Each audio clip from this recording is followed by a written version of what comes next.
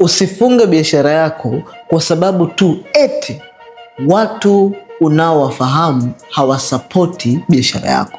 Ulimwengu umejawa na total strangers ambao watakusapoti in a way ambayo hata hao watu wanaokufahamu hawawezi kukusapoti kwa level hiyo. Ngoja nikubadilishe mtazamo wako leo. Kuna watu hawawezi kukusapoti kwa namna yoyote ile, hata ufanye nini, kwa sababu wamekuzoea wewe yule wa nyuma. Either mlikuwa nao kwenye level fulani ya shule, mazoea fulani ya kwenye mahusiano, au mliwahi kupitia situation fulani. Hawawezi kukusupport kwa namna yoyote kwa sababu picha walionayo kichwani ni ile ya picha yako ya kale. Hawaoni chochote kuhusiana na ujuzi, ubunifu ama kipaji ulichonacho. Hii sio kwa sababu hauna impact kwenye kitu unachokifanya.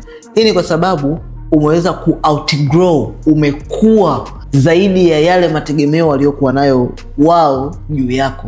Hawa watu ambao hawakufahamu, total strangers, hawatakuangalia kwa wivu wala hawakuangalii kwa kukuonea tamaa, bali wanakuangalia kwa imani juu ya kitu ambacho unakitoa na kuleta impact kwenye maisha yao. So, njia moja kuweza kujua kwamba upo kwenye right track na unafanya kitu sahihi na impact yako ni hakika kwenye target audience ambayo unaikusudia, ni pale ambapo total strangers, watu ambao hawakufahamu kabisa, wanaanza kuwa proud of you na wanakusupport na kuonesha impact yako namna gani ambavyo vinawagusa na kuwatoa hatua moja kwenda nyingine.